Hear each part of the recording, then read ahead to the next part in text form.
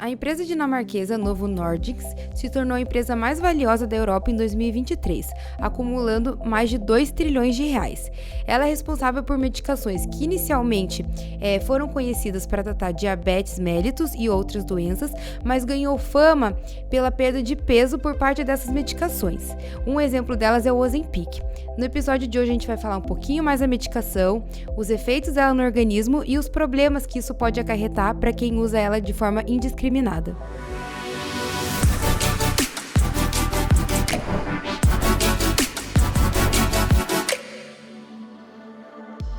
Olá, estamos aqui com o Conecta Med, seu podcast sobre saúde e bem-estar. Hoje eu estou aqui com a doutora Bárbara Franzlo Vison. Ela é formada em medicina pela PUC Paraná, endocrinologista pela Sociedade Brasileira de Endocrinologia e dá aula no curso de medicina da Universidade Positivo. Obrigada, doutora, por estar aqui com a gente, é um prazer. Imagina, vamos lá, vamos conversar. Hoje o nosso assunto é o Ozempic. Queria que a doutora explicasse o começo pra gente, o que seria a medicação. Então, o Ozempic, na verdade, é o nome comercial de uma medicação, que é o semaglutide, né? Ele faz parte de uma família de medicações que a gente conhece como análogos do GLP-1, né? Que é uma sigla, mais uma vez, para um hormônio, análogos de um peptídeo semelhante ao glucagon. O glucagon é um hormônio que a gente produz no pâncreas junto com a insulina, na verdade para contrabalançar o efeito da insulina e subir a glicose, mas esse peptídeo tem efeitos muito diferentes disso, né? A gente também tem produção do peptídeo no intestino e aí daí para frente a ciência foi desenvolvendo até chegar onde a gente está hoje, que é ter essa medicação para uso comercial. E o Ozempic, ele atua tanto na insulina quanto no glucagon. Como que ele faz essa regulação? O que ele aumenta, o que ele diminui e como isso atua no nosso corpo? Ele tem efeitos principais relacionados à secreção de insulina, né? Então, ele tem aí um efeito em glicose dependente da secreção de insulina. Ele é uma medicação muito potente para baixar a glicemia e essa é uma das aplicabilidades clínicas mais importantes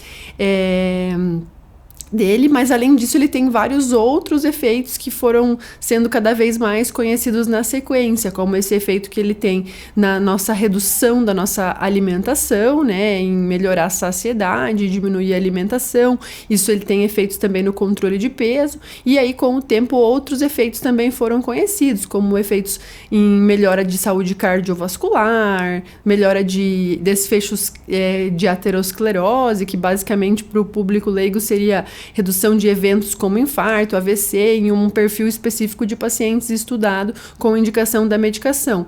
Então, quando bem indicado, ele tem vários efeitos benéficos. Uhum. Essa atuação dele na insulina acaba sendo muito utilizado para o paciente diabético. Ele, desde o início, foi lançado para atuar na diabetes e agora que veio a redução do peso, ou ele já tinha esse componente de perda de peso, só não era tão conhecido ainda? Então, a primeira medicação que a gente tem dessa família, na verdade, já tem muitos anos de lançamento. Não chegou a ser muito usado no Brasil, isso foi em 2005, mas em 2010 foi a aprovação do FDA da liraglutida, né? Que é ali o Saxenda, o Victoza. Então, a gente tem aí 14 anos de aprovação já nos Estados Unidos, no Brasil um pouco menos do que isso, de uma medicação que já era mais ou menos dessa mesma família. Tem aí cada uma suas particularidades, mas já são medicações da mesma família. E desde lá do início se você pensar que ele foi aprovado para uso em 2010, então esse conhecimento já vinha de um tempo anterior a isso. Tá. Quando ele foi lançado para diabetes, já tinha-se o conhecimento de que ele tinha esse efeito na redução do peso, mas os estudos específicos para peso são posteriores. Então, primeiro ele foi estudado específico para diabetes, e esses estudos incluem muito para avaliar se ele é seguro, se ele é eficaz, quais são os efeitos colaterais possíveis, o que a gente pode esperar do uso.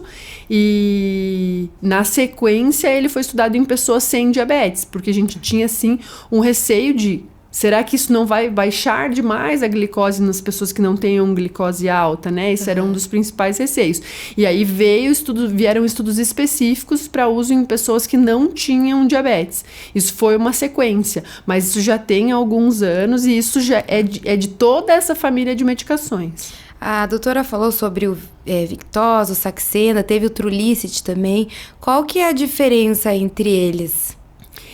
Eles têm a mesma base, né? Então, todos eles têm uma base parecida, mas a indústria, o desenvolvedor, muda um pouco da molécula, que vai mudar, por exemplo, a principal diferença aí dessa evolução foi, ele começou como um que a gente não chegou a conhecer muito, que chama exenatide.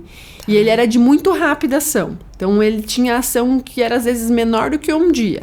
Aí, passou para o liraglutide, que tinha que aplicar todo dia e que o efeito dele era mais ou menos por 24 horas. Foram evoluindo essa molécula a ponto de a gente chegar em medicações que podem ser aplicadas uma vez por semana, né? Isso atuando em como ela vai ser absorvida no subcutâneo e as modificações que são feitas para que isso seja possível. E essa foi a principal evolução. Mas quando se modifica a molécula, outras coisas também foram modificando. Então, elas, por mais que sejam parecidas, elas são diferentes, por exemplo, em potência, tanto para peso quanto para baixar a glicemia. Então, ao mesmo tempo que elas são, sim, muito parecidas e vieram mais ou menos da mesma história, elas são um pouquinho diferentes entre si, principalmente nesse sentido de efeito colateral, um pouco mais para um pouco menos para outro, potência, um pouco melhor para um pouco pior para outro. E o Ozempic, a gente vê ele em forma de caneta, né? A aplicação ali. As outras medicações também eram injetáveis ou era uma forma diferente? Tudo injetável. Tudo que veio antes do Ozempic é tudo injetável. E a doutora acha que o Ozempic acabou ficando mais famoso?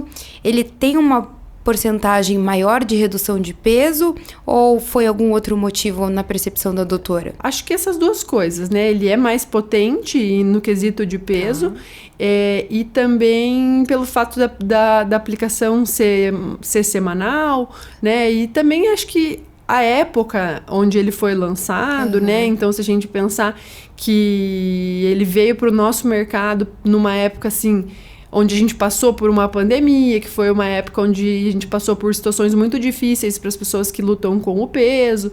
Então, acho que uma coisa veio puxando a outra, assim. O pessoal ficou muito em casa, acabou comendo demais e ajudou, né? Despertou isso. O sobrepeso e a obesidade são doenças muito sérias, né?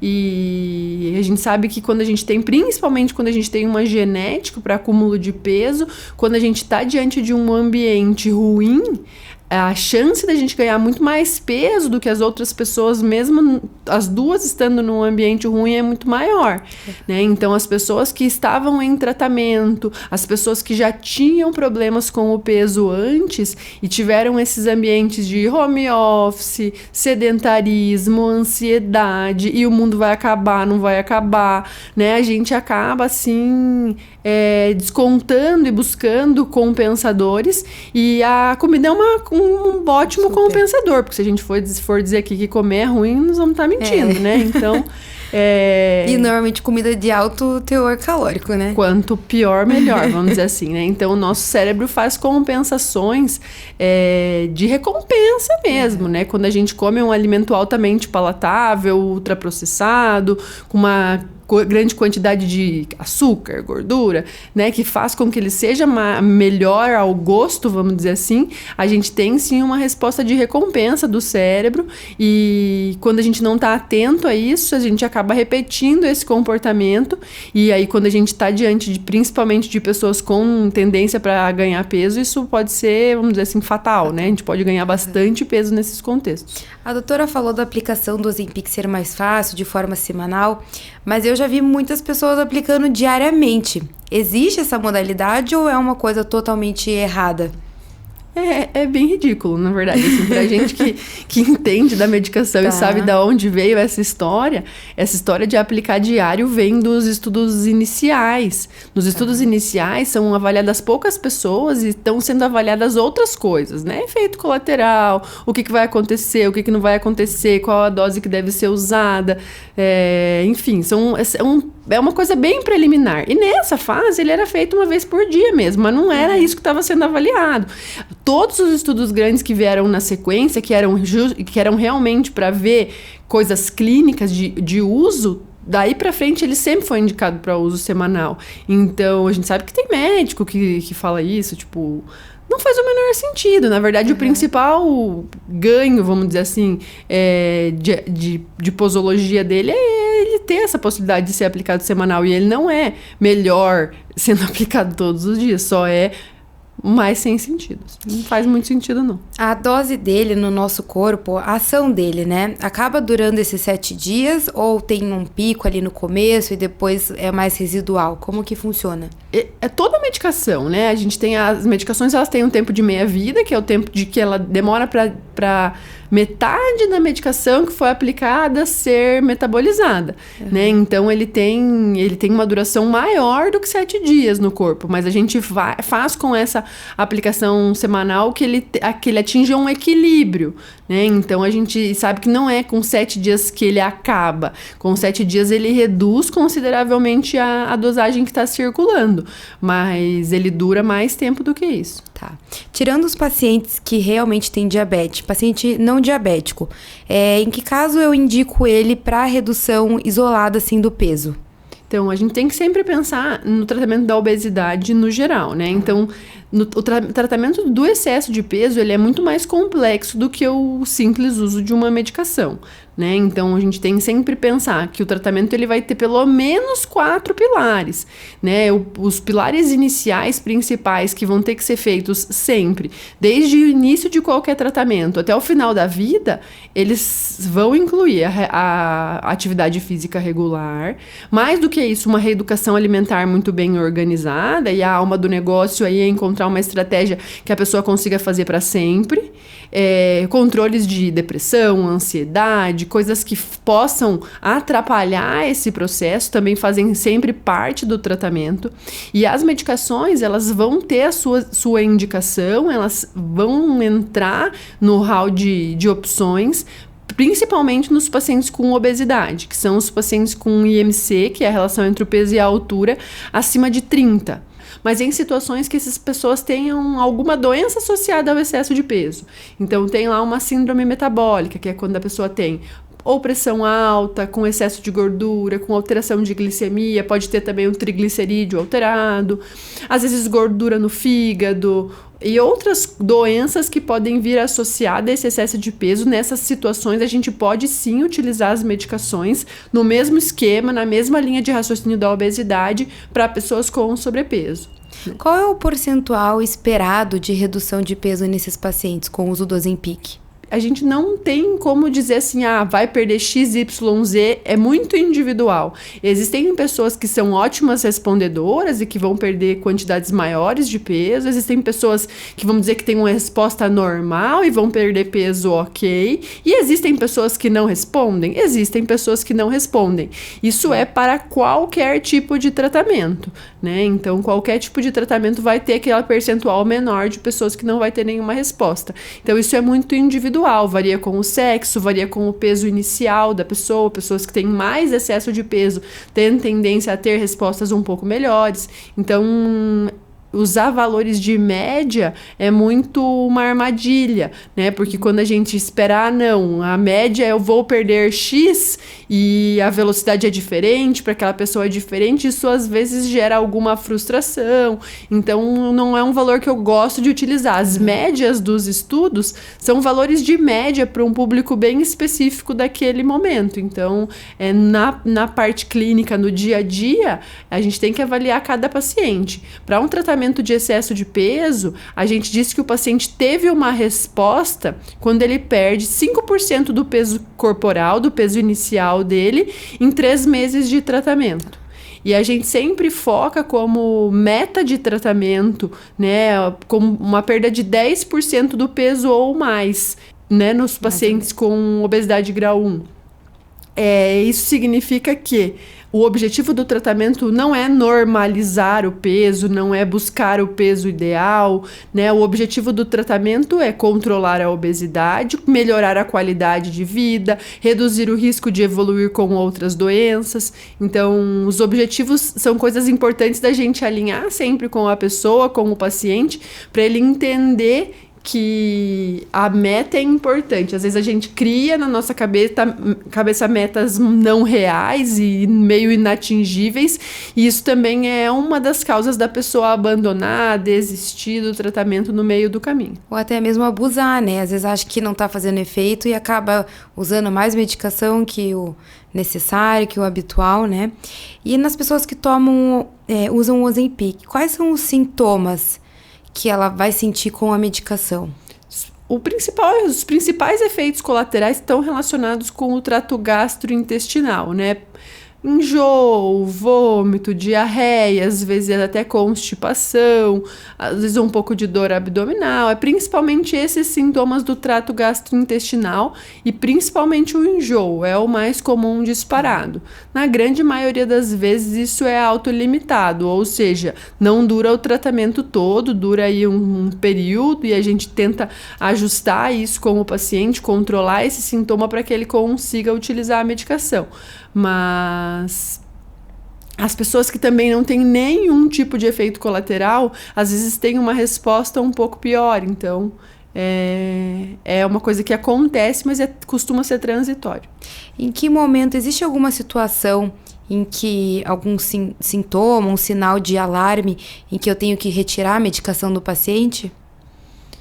A maioria das vezes que a gente precisa retirar a medicação é quando esses sintomas são muito fortes e não melhoram e o paciente não tolera usar. Tem gente que tem um pouco de enjoo e tem gente que vomita 3 dias e não tolera mesmo com doses baixas. Então aí a gente acaba precisando retirar. É uma minoria dos pacientes, mas pode acontecer. Outra coisa que às vezes acontece, isso não é específico da medicação, mas perdas muito rápidas de peso podem causar alterações da vesícula, tipo pedra na vesícula. Vocês falaram aqui já de bariátrica, né? A perda rápida da bariátrica pode causar pedra na vesícula, assim como a perda rápida do Ozempic, de um grande respondedor da medicação, também pode. Então, isso é uma coisa que aí o paciente tem que estar atento, porque aí é pedra na vesícula, pode inflamar, aquela história de pedra na vesícula. Você acha que esse reganho de peso que alguns pacientes têm é pelo estilo de vida, que acabam não praticando exercício, não tendo uma alimentação correta, não tem mais esses sintomas de náusea, vômito, ou é pela medicação mesmo que não está agindo, ou tudo junto ali?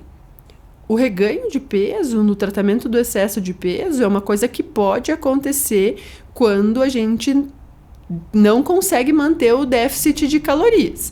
Então, o que emagrece no tratamento do excesso de peso é comer menos calorias do que eu preciso. E às vezes eu vou utilizar uma medicação para me ajudar a comer menos calorias, às vezes principalmente para as pessoas que estão pensando em, vamos dizer, uso recreativo, né? A pessoa não tem indicação de usar, quer usar, a gente sabe que isso acontece muito. Não tem uma mágica por trás do remédio. O remédio emagrece porque ajuda a comer menos.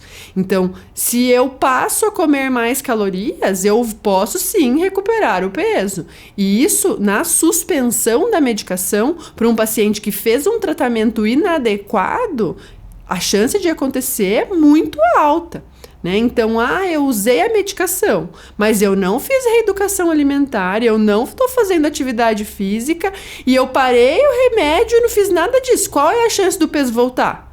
Eu diria que virtualmente 100%. Por quê? Porque não tem nenhuma mágica por trás e lembra que a gente já falou que o corpo tem fisiologia para voltar. Então, a recuperação de peso nessa situação, ela é quase automática. Por quê? Porque a fisiologia do corpo voltar ao peso anterior se eu não mantiver a restrição calórica. Então, infelizmente, a manutenção do peso perdido é sempre uma tarefa ativa. Eu só mantenho o peso perdido se eu mantiver o cuidado. Tá. E posso fazer associação entre o Ozempic e mais alguma outra medicação? Ou normalmente não é necessário? Ou não é proibido? Não é proibido, a gente avalia cada paciente individualmente. Alguns pacientes podem fazer associações de medicação em algumas situações, ou desde o início do tratamento, ou durante o tratamento, quando a gente chega naquela fase de estabilidade, né? Isso é possível, existem medicações que atuam de formas diferentes e que podem ser associadas. Ele não tem interação medicamentosa com a imensa maioria dos remédios, né? Então, ele não impede de associar outras coisas. Tá. E a gente vê muito na mídia, a gente não sabe até que ponto é verdade, se tem acompanhamento ou não, muitas famosas usando Ozempic, seja com acompanhamento médico ou não, e surgiu a expressão de cabeça de Ozempic. É por esse emagrecimento exagerado? O que acontece? Quando a gente entra nesse tópico, né, de uso inadequado, eu acho que isso é polêmica e é assunto para um podcast inteiro, né? Então, essa cultura do peso da pessoa magra, de que só o corpo muito magro, que é um corpo bom, e eu tenho que emagrecer às custas de qualquer coisa, e eu só vou ficar bonita por causa disso, nananã. E essas blogueiras, influenciador, famosas, usando e aparecendo na mídia nitidamente com pesos muito baixos, e às vezes você até se pergunta de que forma que isso foi feito. A gente não pode, nunca deve julgar. Tem pessoas que têm indicação de fazer, mas tem muitas pessoas que não têm, né? Então, a gente tem que ter muito cuidado com isso. A gente tá num mundo em que o influenciador não se preocupa com o tipo de influência que ele vai causar, né? Então, isso deveria ser parte do contrato de um influenciador, né? Que eu vou causar influências boas nas pessoas, mas isso não é a realidade. Na verdade, a gente vê muito mais questão comercial envolvida e influências ruins, não só relacionado com a parte da cultura do corpo, de todas as outras formas, né? Eles, enfim, não vamos entrar em polêmica, né? Pra não ser preso na saída, mas a gente tem que ter muito cuidado com isso, né? E essa expressão é uma expressão preconceituosa que veio de uma pessoa que emagreceu muito e ficou teoricamente desproporcional. É mais uma coisa ruim e torta de uma história torta, né? Então, eu não acho que a gente deva valorizar isso. O paciente que tem que usar a medicação é o paciente com indicação, é o paciente que tem doenças associadas ao peso. O excesso de peso pode ser um problema de saúde quando acima desses valores que a gente falou, mas pacientes que não têm sobrepeso, que não têm excesso de peso, que não têm indicação de tomar, eles podem sim buscar melhorar a composição corporal, melhorar peso, mas sem utilizar a medicação, porque aí a gente está falando de públicos que nunca foram estudados para o uso da medicação, né? Então, a gente não costuma indicar. A gente sabe que isso não é a realidade de 100%, mas num mundo ideal, essas pessoas deveriam fazer mudanças de hábitos com todos os outros pontos, né? O ponto número 1 da alimentação, o número 2 da atividade física, o número 3 da saúde mental, mas as medicações, via de regra, deveriam ser reservadas para os pacientes que têm indicação. Essas pessoas famosas acabam, às vezes, não têm noção da magnitude de pessoas que elas estão influenciando, e às vezes preferem seguir o famoso do que ir ao médico e consultar, né, uma coisa mais segura. Eu vi alguns estudos falando sobre o uso de Ozempic, e um dos efeitos colaterais é a questão de ideação suicida. Como que é isso hoje? Assim, o paciente que tem um problema de saúde mental associado, né? Então, o paciente tem um transtorno bipolar, tem uma depressão, e a gente sabe que o excesso de peso, a obesidade principalmente, tem muita chance de vir com uma doença de saúde mental junto, porque essa pessoa específica, ela passou sim, provavelmente durante a vida dela, por vários momentos mais difíceis, e muitas vezes esses momentos podem ter um quesinho de correlação com o peso, preconceitos de médicos, de pessoas, de familiares que às vezes olham para aquela pessoa e dizem, vai lá, emagrece, é só parar de comer e fazer exercício. E a pessoa acha que aquilo é uma coisa simples e que ela não consegue fazer por um problema que vem dela, que ela não tem força de vontade, que o peso vai e volta e ela fica naquela luta a vida toda.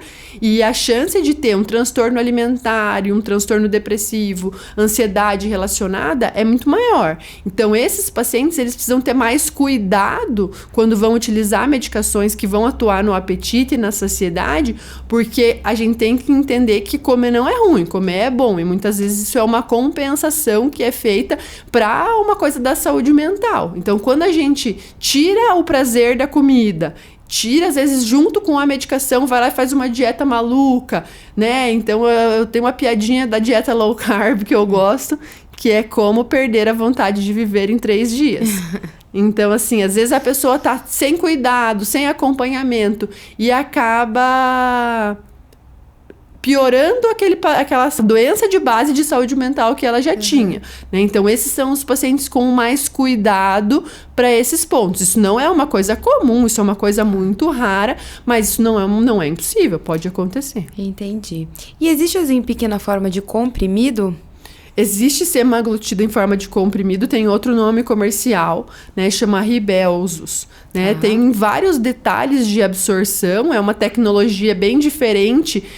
A primeira vez que ele foi colocado, né, essas medicações conseguiram ser colocadas em um comprimido, e esse comprimido ele tem uma tecnologia bem diferente para conseguir com que a medicação seja absorvida.